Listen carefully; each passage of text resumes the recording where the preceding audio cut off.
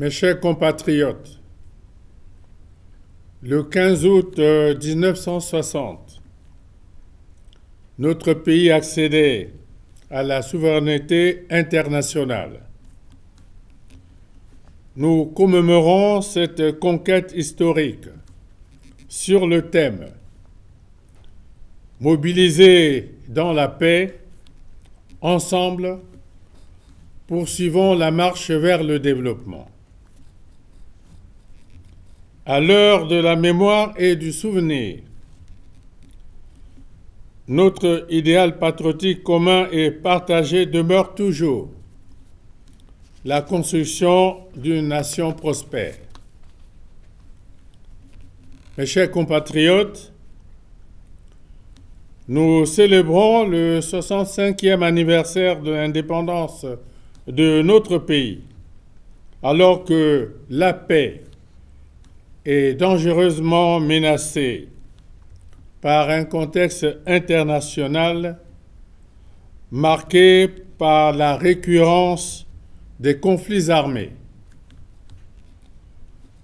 Cette situation ne peut faciliter la sortie d'une crise économique lancinante dont les répercussions compromettent le bien-être des populations. Nous assistons aujourd'hui à l'affaiblissement du multilatéralisme, aux confrontations des puissances économiques et à la course aux armements, autant de facteurs qui mettent en danger la paix mondiale. C'est pourquoi j'appelle notre peuple à une mobilisation plus accrue, à une vigilance sans faille et au renforcement de notre capacité de résilience. Nous ne devons pas considérer les difficultés que nous rencontrons comme une fatalité.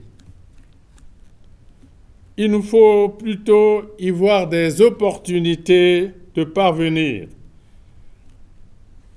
à la réussite dans la vie qui, elle-même, est un combat. De même,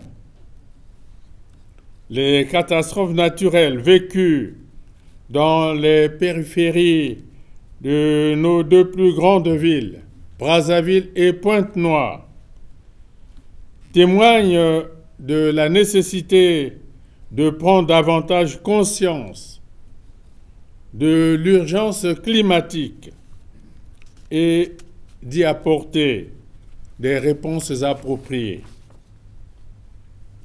Ainsi, je salue l'heureux aboutissement du projet de résolution soumis par la République du Congo en faveur du renforcement de la forestation et du reboisement dans le monde, en lien avec la lutte contre les changements climatiques. L'adoption par l'Assemblée générale de l'ONU de la résolution instituant la décennie des Nations unies pour le boisement et le reboisement exprime la reconnaissance au niveau mondial des efforts de notre pays au service de la survie de l'humanité. Mes chers compatriotes, notre pays a accédé à la souveraineté internationale au moment où les pères des indépendances africaines avaient placé leur combat sous les idéaux prônés par le panafricanisme.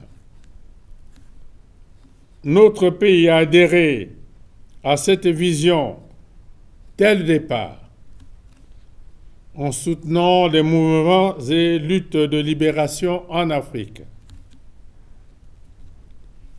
les générations montantes devraient prendre le flambeau du panafricanisme pour pérenniser cette dynamique d'intégration pour une Afrique ayant des atouts considérables pour son développement et qui atteindra d'ici à 2050 2 milliards d'habitants majoritairement jeunes. L'avenir du monde reste sous-tendu par la disponibilité en surface cultivable, en apport solaire et en eau douce, des atouts dont dispose notre pays, doté de vastes étendues de sols arables et fertiles, d'un niveau d'ensoleillement adéquat pour l'agriculture et d'un dense réseau hydrographique. Aucun pays ne peut être seul aujourd'hui un îlot de croissance ou de prospérité et prétendre aller au développement dans l'autarcie et les souverainetés étroites qui consacrent les égoïsmes sclérosants.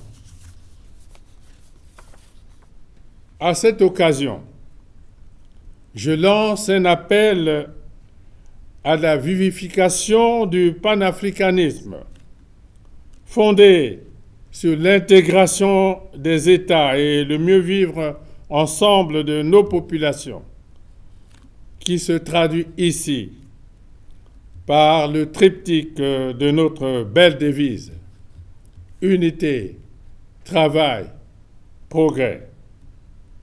Bonne fête de l'indépendance à tous. Vive le Congo, vive la République. Je vous remercie.